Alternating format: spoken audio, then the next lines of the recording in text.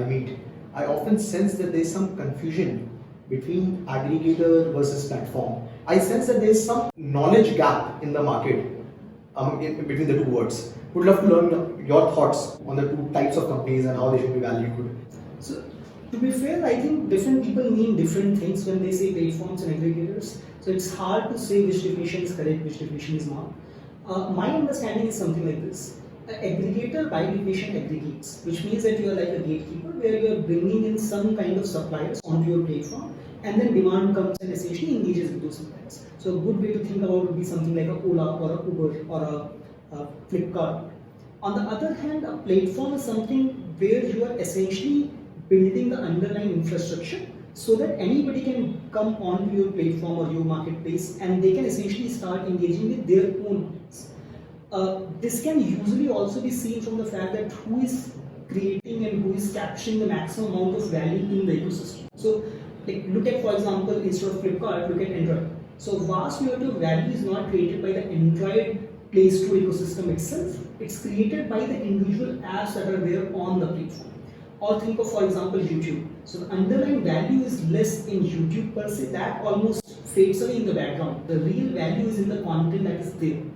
So I think platforms by definition create a lot more value because of this than they capture.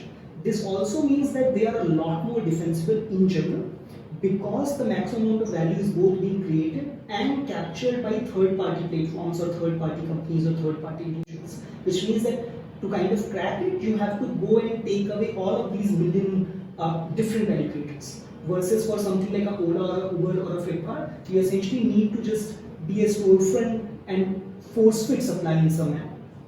If you change that narrative in the content world, as you said, YouTube is a platform, SoundCloud is a platform, but Netflix or Spotify are aggregators. Right.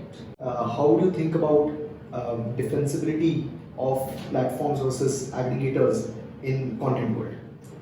It would still remain roughly similar. So for example, in fact this is one of my favorite counterpoints to most people who talk about YouTube versus Netflix. That you can think easily of competitors to Netflix because you are a managed marketplace or because there is a gatekeeper concept, which means that somebody else would be a better gatekeeper than you. So Amazon Prime thinks that we can build a better video library. Hulu thinks that we can do a better job. Disney thinks we can do a better job. Apple thinks we can do a better job. But in case of something like YouTube or something like Reddit, it's not YouTube's job to figure out which is the best content. YouTube's job is to build the underlying infrastructure so that the best content kind of surfaces on the top itself. So it's impossibly hard to think of a real competitor to either YouTube or Reddit, even though they have both been there for a long, long time.